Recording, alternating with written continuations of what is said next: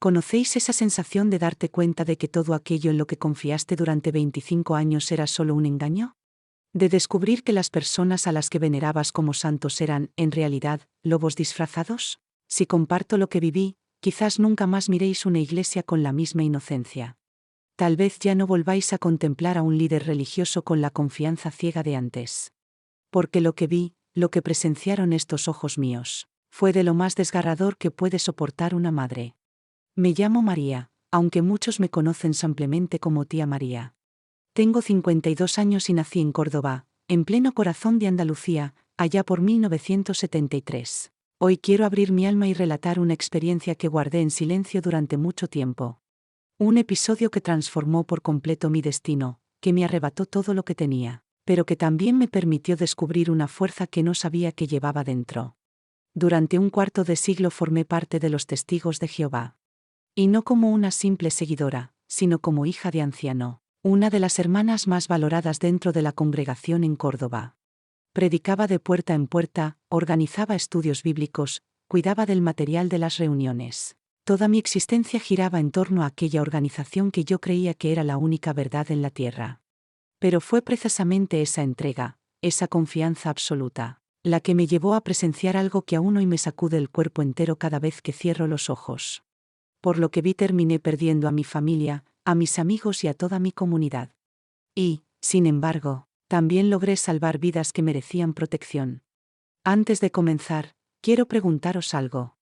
¿Desde qué lugar estáis escuchando esta historia? Dejadme vuestros comentarios, desde Madrid, desde el País Vasco, desde Valencia o desde Galicia. Me llena de alegría saber que mi voz llega a tantos rincones distintos de España.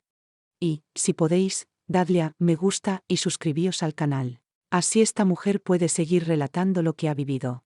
Porque hoy os narraré cómo un simple jueves en el Salón del Reino cambió mi vida para siempre. Cómo descubrí que hay hombres capaces de usar el nombre de Dios para cometer las peores atrocidades. Y cómo una madre se vio forzada a elegir entre proteger a niños indefensos o conservar intacta toda su vida.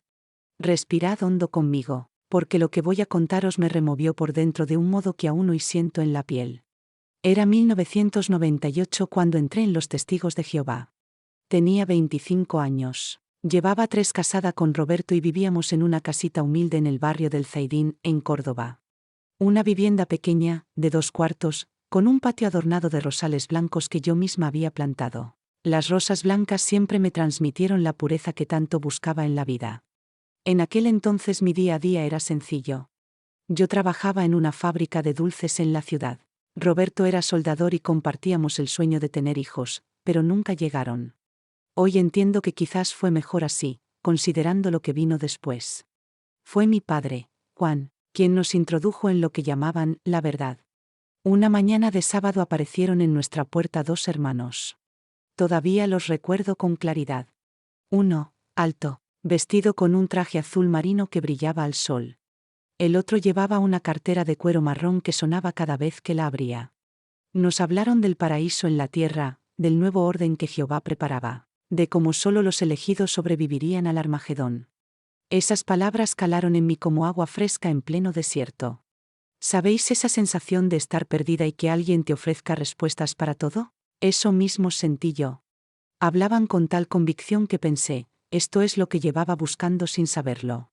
Comenzamos los estudios bíblicos cada martes a las 7 de la tarde. Yo me preparaba como si fuese a una fiesta. Me ponía mi vestido azul claro, el que más me gustaba. Recogía el cabello en un moño bajo y me pintaba los labios con un tono rosado muy suave. Al principio Roberto se mostraba reacio, pero poco a poco empezó a participar también. Decía que le agradaba verme tan ilusionada con aquellas lecturas. El Salón del Reino de nuestra congregación estaba en la calle Gran Capitán, una de las más concurridas del centro de Córdoba. Era un edificio discreto, pintado en beige con detalles marrones, pero para mí era el lugar más sagrado del mundo. Podía albergar unas 120 personas. Los bancos eran de madera barnizada y crujían cada vez que alguien se movía.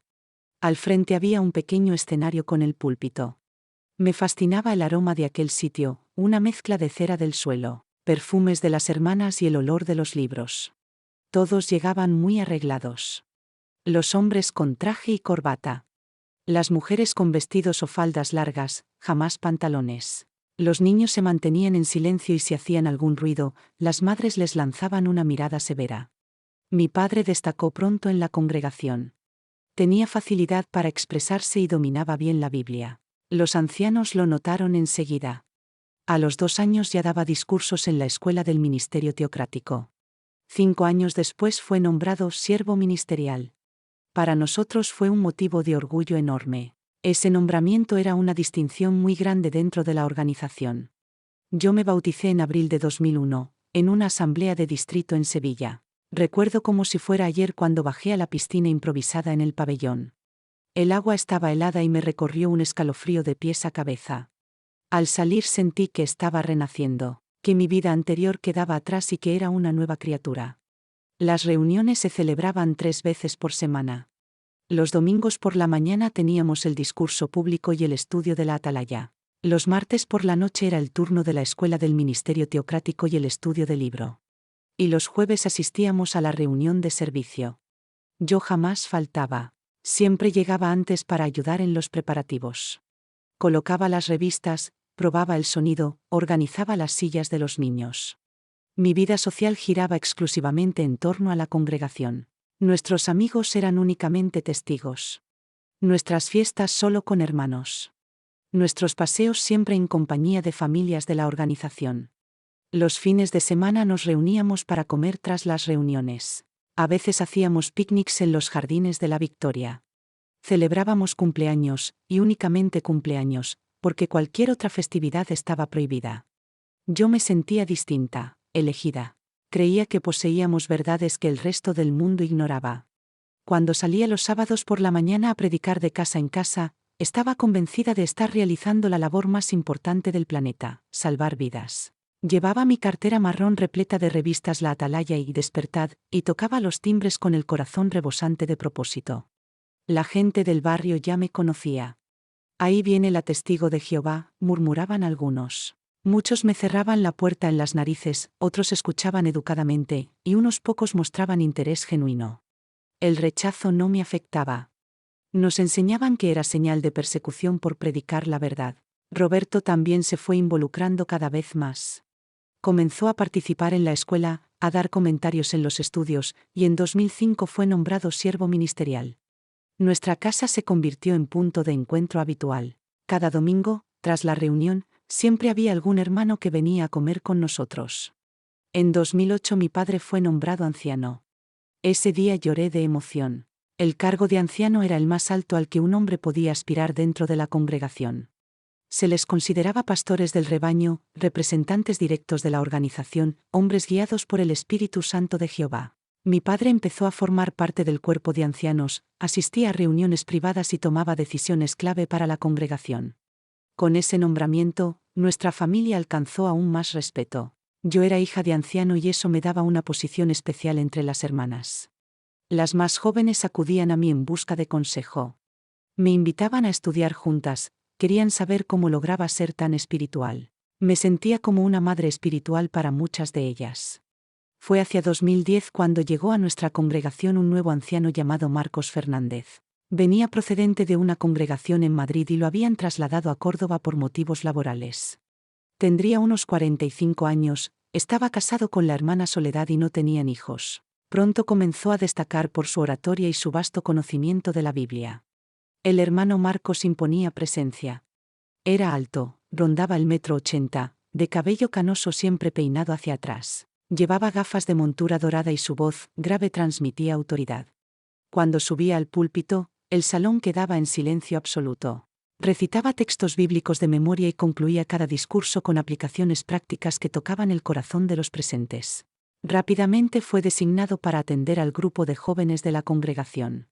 Éramos unos 15, de entre 14 y 18 años, la mayoría hijos de hermanos. El anciano Marcos organizaba estudios especiales, actividades evangelizadoras y daba consejos individuales a petición de los padres. Las familias estaban encantadas con su dedicación. Qué bendición tener un anciano tan entregado cuidando de nuestros hijos, solían decir las madres. Marcos tiene un don especial con los jóvenes, lo respetan como a un padre, afirmaban los padres. Y era cierto, los muchachos parecían tenerle mucha estima y siempre querían participar en lo que él organizaba.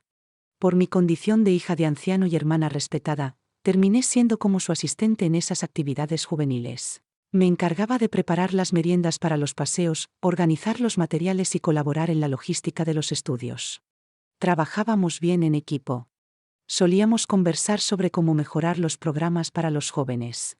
Marcos repetía a menudo que era fundamental dar atención individualizada a cada uno. Cada joven tiene sus propias luchas espirituales, decía, y solo en conversaciones privadas podemos brindarles verdadera ayuda. Por eso insistía en hablar a solas con ellos. En la parte trasera del salón había una sala pequeña que usábamos para guardar revistas y productos de limpieza. El anciano Marcos la transformó en su despacho de consejo. Colocó 2 sillas, una mesita y siempre tenía sobre ella una Biblia y algunas publicaciones. Es importante que se sientan cómodos para abrirse, nos explicaba. Aseguraba que en público los jóvenes se cohibían, pero en privado podían sincerarse. Todo parecía razonable y todos estaban de acuerdo con su método. Los padres se alegraban cuando Marcos pedía hablar con sus hijos. «¡Qué pastor tan dedicado!», comentaban. Y los chicos salían de esas charlas aparentemente más serios y respetuosos. Yo misma solía elogiar su labor. Cuando otras hermanas me preguntaban por el grupo juvenil, respondía convencida: el anciano Marcos tiene un don especial. Realmente se preocupa por cada uno. Durante 3 años, de 2010 a 2013, todo marchó como un engranaje perfecto. Nuestro grupo de jóvenes era tomado como ejemplo en otras congregaciones. El anciano Marcos recibía elogios en cada reunión de ancianos y nuestra congregación era reconocida por su excelente trabajo con la juventud. Yo me sentía plena, con propósito, útil. Cada mañana despertaba sabiendo cuál era mi misión: ser una testigo fiel, contribuir a la obra de salvación y preparar a otros para el nuevo mundo. Pero a veces tenía esa sensación inquietante, como si algo no terminara de encajar, aunque no supiera señalar qué era exactamente. Lo notaba sobre todo al observar a ciertos jóvenes tras las charlas privadas con el anciano Marcos. Algunas chicas regresaban más calladas, más retraídas. Julia, la hija de la hermana Carmen, siempre había sido alegre y participativa. Sin embargo, después de varias conversaciones con Marcos, empezó a mostrarse seria, cerrada en sí misma. Cuando le preguntaba si todo estaba bien, forzaba una sonrisa y respondía que estaba aprendiendo mucho con sus consejos espirituales. Camila, de 16 años e hija del siervo ministerial José, también cambió. Ella, que solía ofrecerse para ayudar en todo, de repente evitaba quedarse sola con adultos. Siempre encontraba excusas cuando le pedía colaboración, y yo lo atribuía a que estaba madurando. Se está tomando más en serio la verdad, pensaba. Jamás me cruzó por la mente que pudiera tratarse de otra cosa. Así siguieron los meses, entre reuniones, predicaciones y mi rutina de siempre. Los jueves solía llegar al salón con antelación, alrededor de las 5:30, para preparar todo antes de que empezara la reunión a las 7. Roberto solía venir directo del trabajo, por lo que yo estaba sola en esos preparativos. El jueves 14 de marzo de 2013 quedó grabado a fuego en mi memoria. El cielo estaba encapotado, con esas nubes que amenazan lluvia pero no descargan. Un viento fresco movía las cortinas del salón cuando abrí las ventanas para ventilar. Encendí las luces, probé el micrófono, alineé las sillas, coloqué las revistas y preparé los materiales. Tarareaba bajito himnos mientras trabajaba, feliz de servir de aquella manera. Era un jueves como tantos otros, idéntico a los de los últimos 15 años. Lo que estaba a punto de presenciar en pocos minutos no solo cambiaría mi vida, sino también la de varias familias de nuestra congregación. Y me revelaría que, muchas veces, aquellos en quienes más confiamos son precisamente quienes deberíamos temer. Mis queridos, ¿os dais cuenta ya hacia dónde se dirige esta historia? A veces las señales están delante de nuestros ojos, pero nos cuesta verlas. Si este relato os está llegando, dejadme vuestro apoyo, porque revivirlo aún me estremece. Ahora necesito contaros detalles que en su momento pasé por alto, pero que hoy reconozco como advertencias clarísimas de que algo andaba mal. Es lo que suele ocurrir: miramos, pero no vemos, escuchamos, pero no entendemos. Y cuando se trata de personas a las que respetamos como líderes espirituales, nuestra mente se niega a aceptar que puedan hacer daño. Retrocedo un poco en el tiempo para que comprendáis mejor. A inicios de 2012, casi un año antes de aquel día que lo cambió todo, ya empezaba a notar cosas extrañas. Pero como buena testigo de Jehová, Reprimía inmediatamente esas sospechas y las consideraba ataques de Satanás para hacerme dudar de los siervos de Dios. Lo primero que me llamó la atención fue la insistencia con la que Marcos pedía charlas privadas con las jóvenes. No era algo prohibido, los ancianos tenían autoridad para aconsejar, pero el patrón me incomodaba. Siempre elegía a las muchachas más bonitas, más desarrolladas físicamente. Julia, con 17 años, rubia y de ojos verdes que destacaban donde quiera que estuviera. Camila, de 16, con cuerpo de mujer hecha. Priscila, una morena preciosa de 15 que acababa de llegar con su familia. Lo inquietante era que jamás llamaba a los chicos. El grupo juvenil tenía también varones, Gabriel, hijo del hermano Pablo, Lucas, Mateo, pero Marcos parecía no mostrar interés en ellos. Cada anciano tiene su manera, me decía intentando justificarlo. Quizás se le da mejor con las chicas. Otro detalle me inquietaba, la duración de esas entrevistas. Normalmente un consejo duraba 20 o 30 minutos. Con Marcos, las sesiones se extendían más de una hora. Recuerdo una tarde de septiembre de 2012. Yo estaba acomodando el material de la reunión cuando vi que Marcos llamó a Camila para conversar. Eran las 5:40 cuando entraron en la sala del fondo. La reunión empezaba a las 7, y a las 6:30 la muchacha aún no había salido. Me inquieté porque su madre, la hermana Rosana, ya había llegado y preguntaba por ella. Camila está en una charla muy importante con el anciano Marcos, le expliqué. Debe de ser algo serio para tardar tanto. Cuando por fin salieron, casi eran las 7. Camila tenía la cara enrojecida, los ojos hinchados, como si hubiera estado llorando. Evitaba mirarme, mientras Marcos saludaba con su sonrisa habitual, como si nada hubiera pasado. Camila estaba enfrentando algunas tentaciones, le comentó a su madre. Hablamos largo y tendido sobre resistir al mundo. Es una joven muy especial, requiere cuidado especial. La hermana Rosana se emocionó y agradeció su dedicación pastoral. Yo, en cambio, no podía sacarme de la cabeza la expresión de Camila, parecía una flor marchitada. Durante toda la reunión permaneció callada, con la cabeza gacha, sin cantar los cánticos. Al terminar intenté acercarme. ¿Todo bien, querida? Te noto algo decaída. Me miró con unos ojos que aún hoy me hielan la sangre al recordarlos. Eran los ojos de alguien que había vivido algo terrible y no podía contarlo. Estoy bien, hermana María, murmuró en voz baja. El anciano Marcos me ayudó mucho. Dijo que estas conversaciones son secretas, que es pecado comentarlas con otros. Y se fue apresurada hacia el coche de su madre. Aquella respuesta me dejó un nudo en el estómago.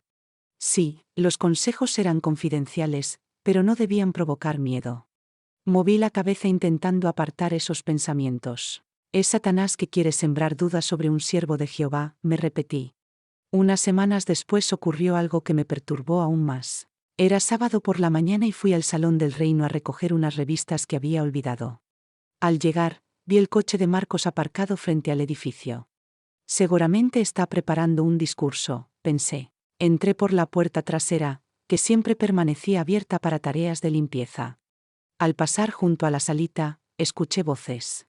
Era la voz de Marcos, pero con un tono distinto, más bajo, más íntimo. Estás creciendo muy guapa, le oí decir. Jehová te ha bendecido con una belleza especial, y con esa belleza viene también responsabilidad.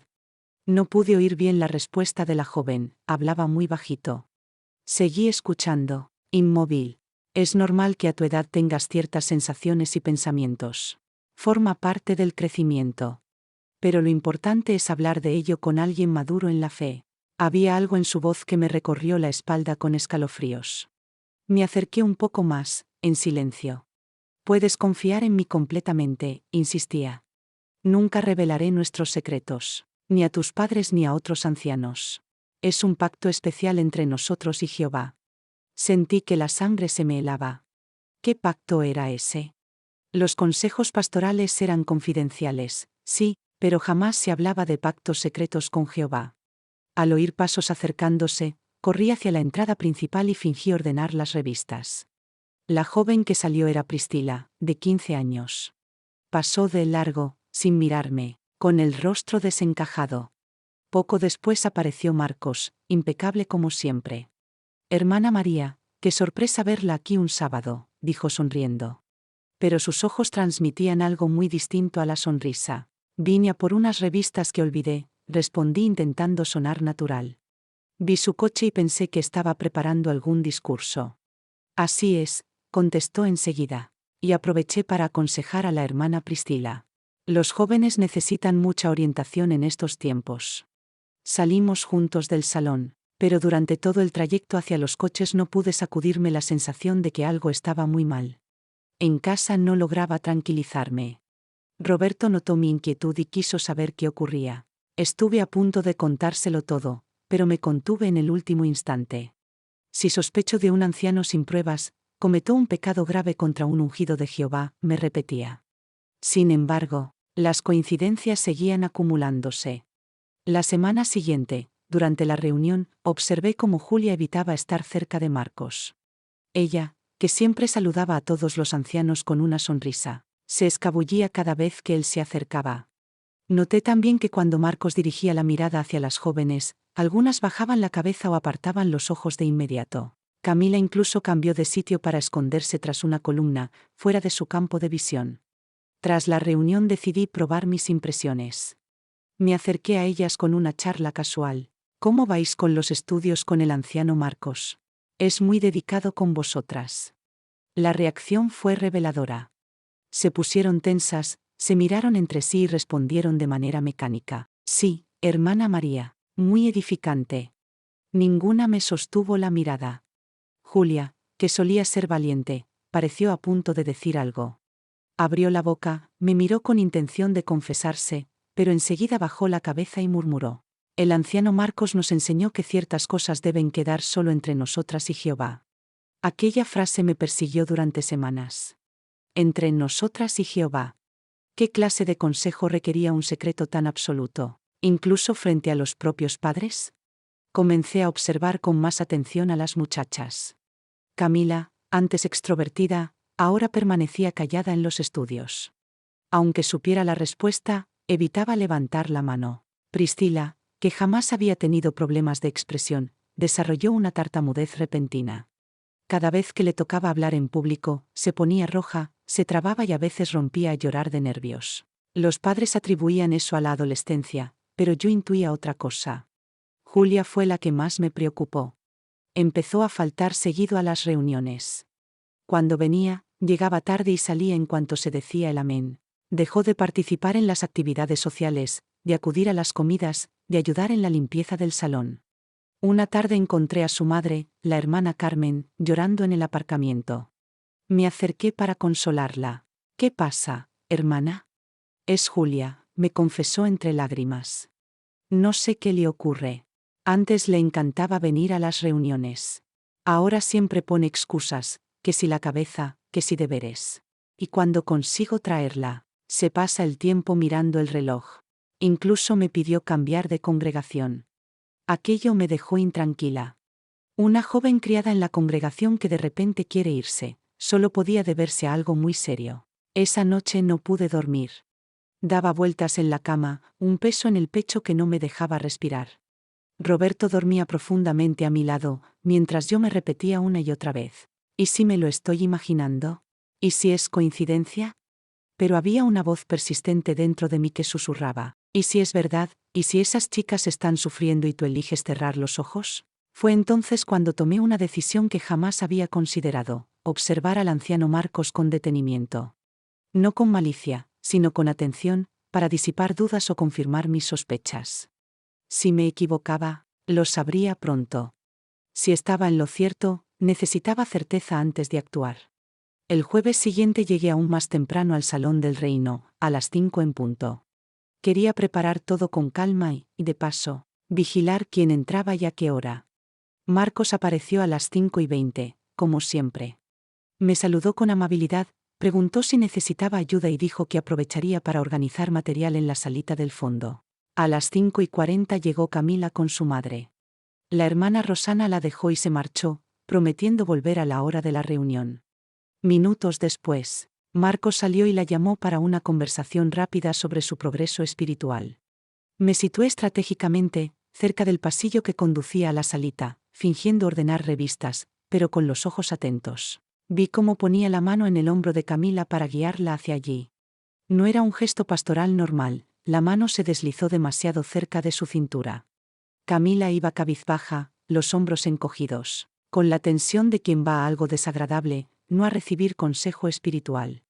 La puerta se cerró tras ellos. Escuché claramente cómo giraba la llave en la cerradura desde dentro. Eso me dejó helada. Las directrices de la organización indicaban que las conversaciones entre ancianos y miembros del sexo opuesto debían ser con la puerta abierta, precisamente para evitar malentendidos. Me quedé inquieta, tratando de concentrarme en los preparativos, pero toda mi mente estaba en esa puerta cerrada.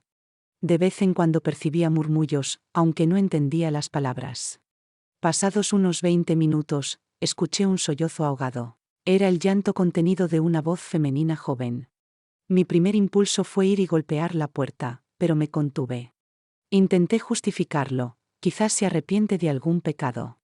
Sin embargo, aquel llanto no era de arrepentimiento, era de miedo. Lo reconocía bien, había consolado a muchas hermanas y sabía distinguir entre lágrimas de culpa y de sufrimiento. Cuando por fin se abrió la puerta, casi eran las 7. Camila salió primero, incapaz de ocultar su estado. Tenía la cara enrojecida, marcas extrañas en el cuello, la blusa arrugada y el pelo desordenado. Pasó junto a mí apresurada, murmurando un «buenas noches, hermana María», sin mirarme, y corrió hacia el baño. Segundos después salió Marcos. Ajustaba su corbata con calma, como quien acaba de terminar una tarea rutinaria. Me vio parada cerca del pasillo y me dedicó una sonrisa serena. «Qué bueno verla tan puntual, hermana María», comentó con su voz grave. «Los jóvenes necesitan mucho apoyo en estos tiempos. Y Camila está luchando duro. Jehová la está probando». Yo lo miré fijamente, intentando que no se notara el temblor en mis manos. En su rostro no había ni una pizca de nerviosismo, solo esa seguridad que tanto lo caracterizaba. Parecía convencido de que nadie sospecharía jamás de él. Y por eso cerró la puerta con llave, solté de golpe, incapaz de contenerme. Sus ojos se oscurecieron un instante, pero enseguida recuperó la compostura. «Ah, sí, es que hay mucho ruido cuando la gente llega temprano. Y además algunos jóvenes prefieren la privacidad para hablar de cosas delicadas. No hay nada inapropiado, hermana, se lo aseguro». Lo dijo tan convencido que por un momento casi me hizo dudar de mí misma. Pero entonces recordé el rostro desencajado de Camila, su blusa arrugada, sus ojos hinchados. Tragué saliva y decidí no responder. «Jehová juzgará lo que hay en el corazón de cada uno», me repetí en silencio. Esa noche no pude dormir. En mi cabeza se repetía la imagen de la puerta cerrándose con llave, los sollozos ahogados y la mirada rota de la muchacha. A la mañana siguiente busqué a Camila en su casa. Me abrió la hermana Rosana, sonriente. «Camila está mejor, gracias a Jehová y al anciano Marcos que se preocupa tanto por ella». La vi salir del cuarto con gesto cansado. Cuando me acerqué a saludarla, bajó la mirada y murmuró: «Buenos días, hermana María». Quise abrazarla, decirle que podía confiar en mí, pero su madre estaba presente y noté cómo se tensaba. No era el momento. Salí de esa casa con un peso en el pecho que casi no me dejaba respirar. Sabía que algo terrible estaba ocurriendo, y que si me quedaba callada, pronto habría más víctimas. Un par de semanas después ocurrió lo que me abrió los ojos por completo. Era un jueves por la tarde y llegué antes de lo habitual al salón. Llevaba conmigo unas carpetas para archivar y pensé en dejarlas en la oficina de los ancianos. La puerta estaba entreabierta y escuché voces dentro. Me detuve, dudando si entrar o no, pero lo que oí me paralizó. Era la voz de Marcos, inconfundible por su tono grave. «Lo de Julia no debe salir de aquí», decía con firmeza. «Si se corre la voz, la reputación de la congregación quedará manchada». Otro anciano, el hermano Antonio, respondió en voz baja, pero la muchacha lloró delante de su madre, dijo claramente lo que pasó. «Exageraciones de adolescentes», replicó Marcos. «Además, ¿a quién le van a creer? ¿A una jovencita confundida o a un anciano con años de servicio intachable?» Hubo un silencio pesado. Luego intervino mi propio padre, Juan. «Debemos manejar esto con discreción. No podemos permitir que se difame el nombre de Jehová. La hermana Julia necesita disciplina espiritual, no escándalo público». Sentí como si el suelo desapareciera bajo mis pies. Mi padre, mi propio padre, encubriendo aquello. Apoyé la espalda contra la pared, con el corazón desbocado.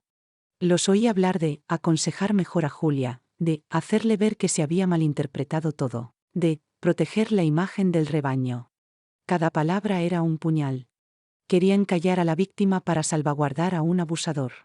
Traté de retroceder sin hacer ruido, pero la puerta crujió ligeramente. Los ancianos callaron al instante.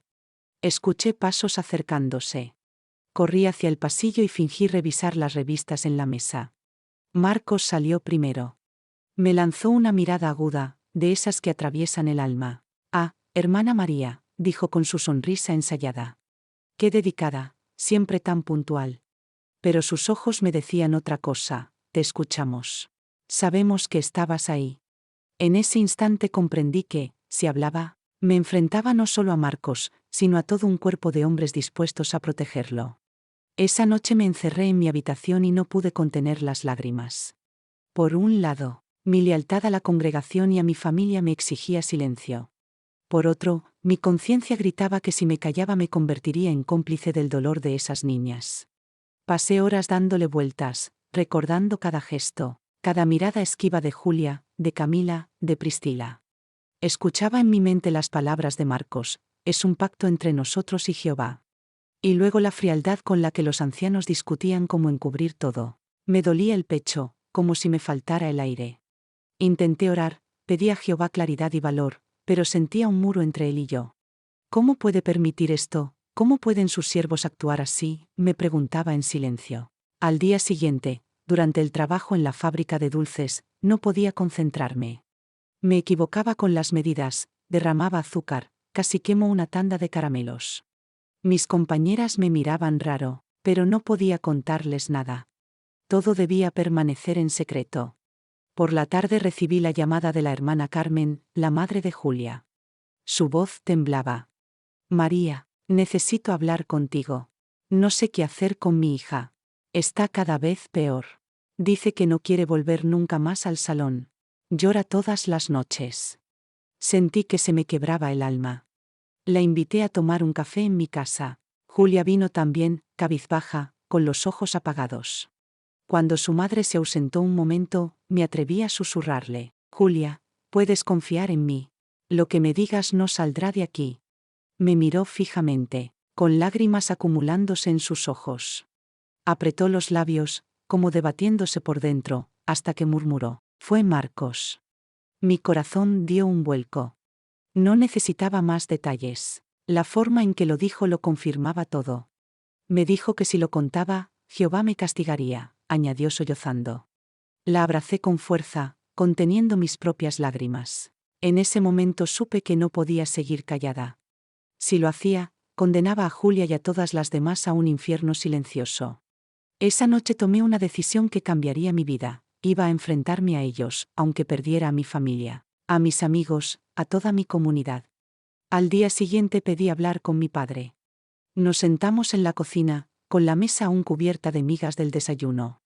«Papá», comencé, temblando. «Julia me confesó que fue Marcos quien la lastimó. No son imaginaciones». Él me miró en silencio, serio, y luego bajó la voz. «Hija, no sabes lo que dices. Julia está confundida. Es una muchacha sensible. Seguramente malinterpretó algún gesto». «Papá, la vi llorar, la escuché. No está mintiendo». Golpeó la mesa con la palma de la mano. «Basta. No puedes repetir eso.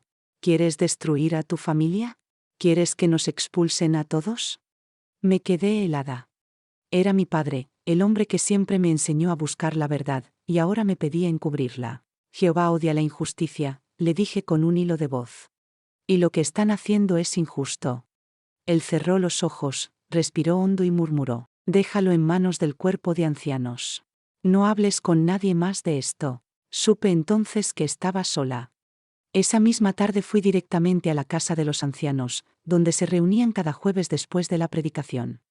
Me planté frente a todos: Marcos, Antonio, mi padre, y los demás. El corazón me latía tan fuerte que sentía que se me iba a salir del pecho.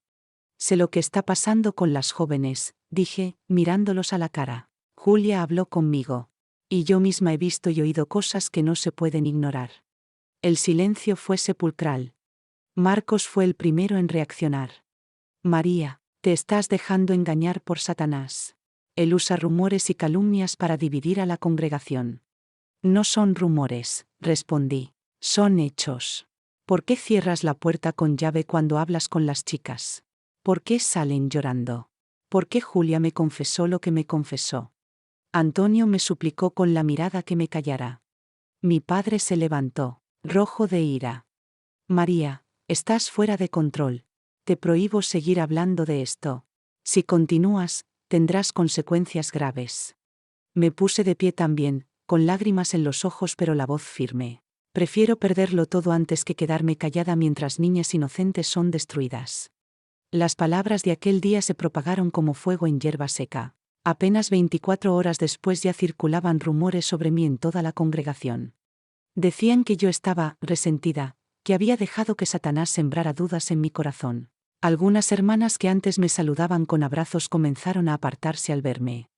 Los niños, instruidos por sus padres, me evitaban como si fuese contagiosa. Incluso Roberto, mi esposo, empezó a cambiar conmigo. No deberías haber hablado así delante de todos, me recriminó una noche. Has puesto en entredicho a tu padre y a los ancianos. Nos estás poniendo en vergüenza. ¿Y qué debía hacer?, le respondí con lágrimas contenidas. ¿Mirar hacia otro lado mientras Marcos destruye la vida de esas chicas? Julia confió en mí, no podía traicionarla. Roberto guardó silencio, pero su mirada estaba fría, distante. A los pocos días me llamaron a una reunión privada con el cuerpo de ancianos. Eran 6 hombres sentados en semicírculo, y yo sola frente a ellos. La atmósfera era sofocante, como si todo el aire se hubiera evaporado. Marcos estaba allí también, impasible, como si nada tuviera que ver con lo que yo denunciaba. El hermano Antonio leyó un pasaje de Hebreos sobre la obediencia a los que dirigen. Luego mi padre tomó la palabra. María, se te acusa de difundir calumnias graves contra un siervo de Jehová. ¿Tienes pruebas tangibles de lo que afirmas? Yo abrí la boca, quise hablar de Julia, de Camila, de Priscila, pero recordé sus rostros aterrados, su miedo a que nadie les creyera. No podía arrastrarlas a ese tribunal.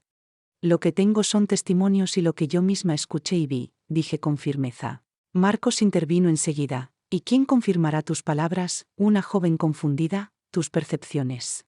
Esto es grave, hermana. Estás cayendo en apostasía. Esa palabra me golpeó como un mazazo, apóstata. Era la peor etiqueta que podían ponerle a un testigo de Jehová. Significaba quedar aislada, perder a mi familia, a mis amigos, a toda mi vida.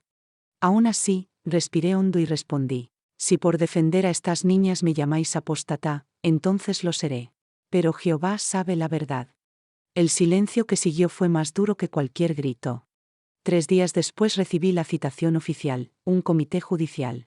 Lo presidían 3 ancianos, entre ellos mi propio padre. Nos reunimos en una de las salas laterales del Salón del Reino, con las persianas cerradas y el ambiente cargado. Me sentaron frente a ellos, como si fuese una delincuente. El hermano Antonio abrió la reunión con una oración solemne, pidiendo discernimiento y justicia.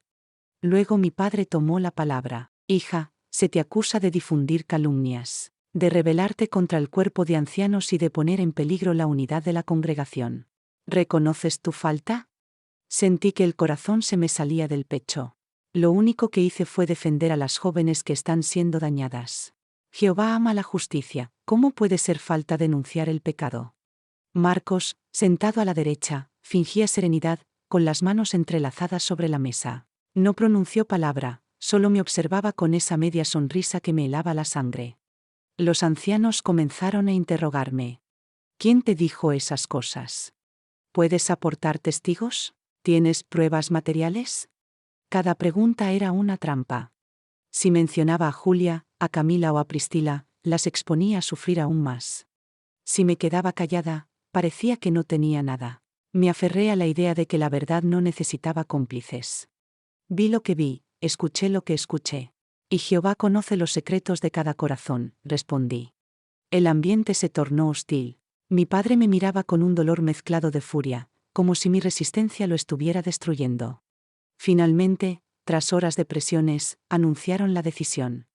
Con gran pesar, determinamos que ya no formas parte de la congregación. Desde este momento quedas expulsada. Esas palabras me atravesaron como cuchillos. Sentí que se me arrancaba la piel, que me dejaban desnuda ante el mundo.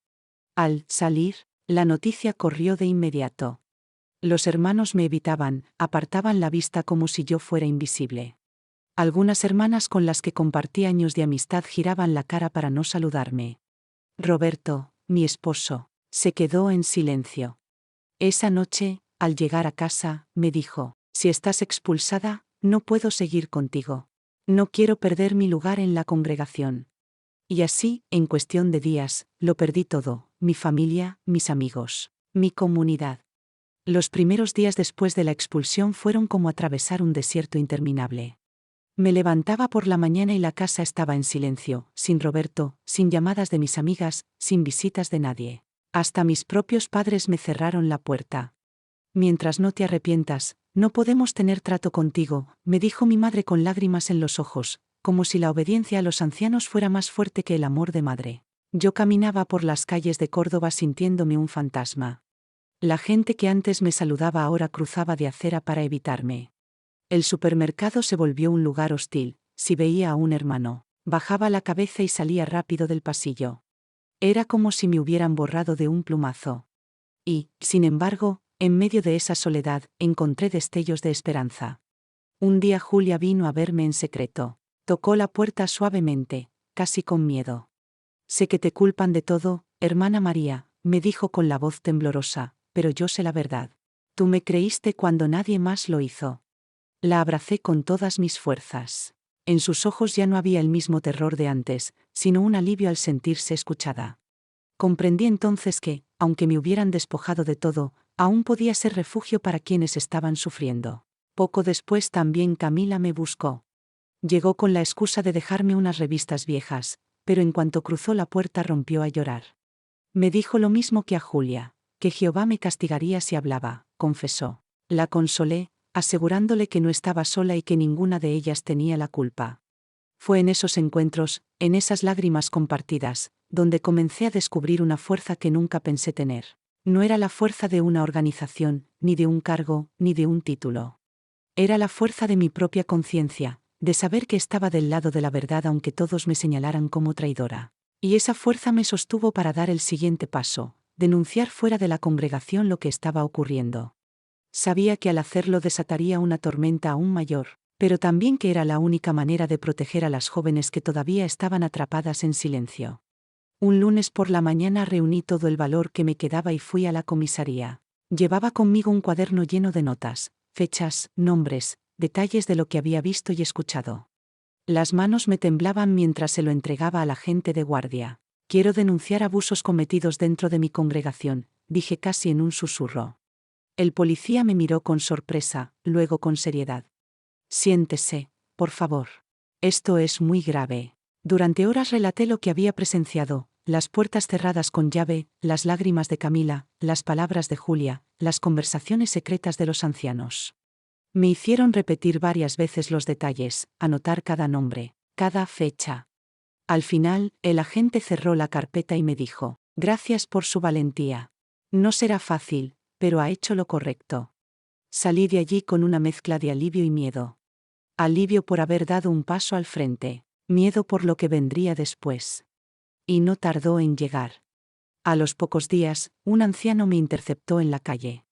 Has manchado el nombre de Jehová al ir a las autoridades, me recriminó con dureza. Lo que ocurre dentro de la congregación debe resolverse dentro, no afuera. Pronto, los rumores se multiplicaron. Decían que yo era una traidora, que buscaba dinero, que Satanás me había seducido. Algunos me insultaban directamente al pasar. Pero también hubo quienes, en silencio, comenzaron a acercarse. Una hermana mayor me susurró en el mercado: gracias por lo que hiciste. No todos tenemos tu valor. Otra madre me dejó una nota anónima en el buzón: tú has salvado a mi hija. Esos gestos pequeños me dieron fuerzas para resistir. Mientras tanto, la investigación seguía su curso. Me llamaron varias veces a declarar, y poco a poco otras jóvenes también empezaron a hablar. Lo que había sido un secreto guardado con miedo comenzó a salir a la luz. La congregación, sin embargo, se atrincheró. Los ancianos predicaban desde el púlpito que vivíamos tiempos de apostasía, que los enemigos internos eran más peligrosos que los externos. Sin nombrarme, todos sabían que se referían a mí. Y aún así, cada vez que recordaba los ojos agradecidos de Julia, la voz rota de Camila o las lágrimas de Priscila, sabía que había hecho lo correcto. Los meses siguientes fueron una prueba de resistencia. Cada semana me llamaban a declarar, a confirmar detalles, a responder preguntas dolorosas que me desgarraban por dentro.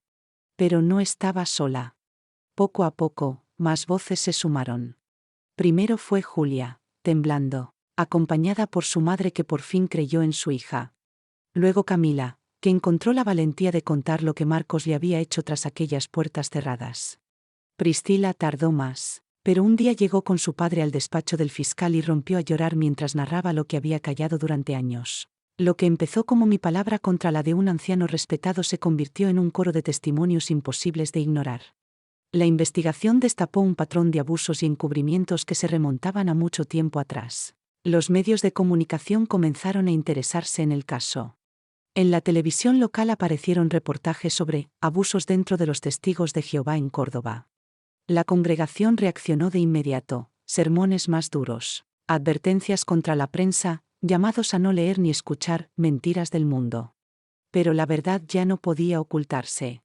Una mañana, mientras compraba pan, vi en el periódico la noticia que llevaba meses esperando. El anciano Marcos Fernández, detenido por presuntos abusos a menores. Me quedé paralizada frente al kiosco, con el corazón golpeando fuerte.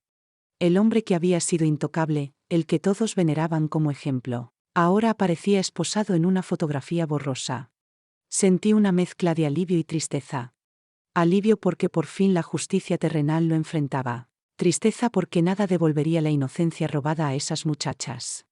Aquella noche lloré en silencio, no por mí, sino por ellas. Por Julia, por Camila, por Priscila, por todas las que habían sufrido en la sombra. Y me juré que, aunque el mundo me señalara como apóstata, nunca me arrepentiría de haber alzado la voz. Porque al final entendí algo que jamás me habían enseñado en la congregación. Que el verdadero servicio a Dios no consiste en proteger instituciones ni reputaciones, sino en defender a los más indefensos. Cuando todo salió a la luz y Marcos fue llevado ante la justicia, muchos pensaron que yo descansaría. Pero la verdad es que mi vida quedó en ruinas. Había perdido a mis padres, que nunca volvieron a hablarme. Perdí a Roberto, que eligió quedarse en la congregación antes que acompañarme en mi lucha. Perdí a mis amigas, a mis rutinas, a toda una red que durante 25 años había sido mi mundo.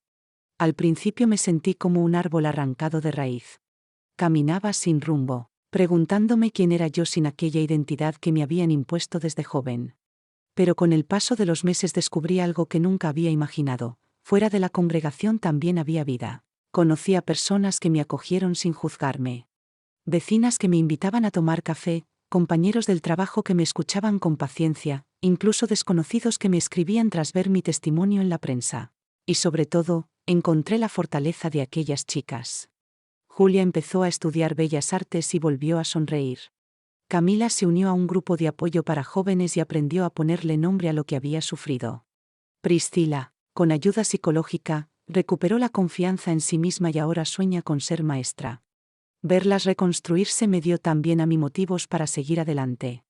Hoy, cuando miro atrás, me duele lo perdido, sí, pero también me enorgullece lo que gané. Gané libertad para pensar, para sentir, para creer sin miedo. Gané una fe distinta, no en instituciones humanas, sino en la capacidad del ser humano de levantarse del dolor y luchar por la verdad. A veces camino por los rosales de mi patio, los mismos que planté cuando aún era una joven ilusionada. Ya no los contemplo como símbolo de pureza, sino como recordatorio de que incluso tras ser podados hasta casi morir, pueden volver a florecer. Yo también volví a florecer. Y si comparto mi historia hoy es para que nadie más se deje silenciar. Porque el silencio protege a los culpables, pero la verdad, aunque duela, salva vidas.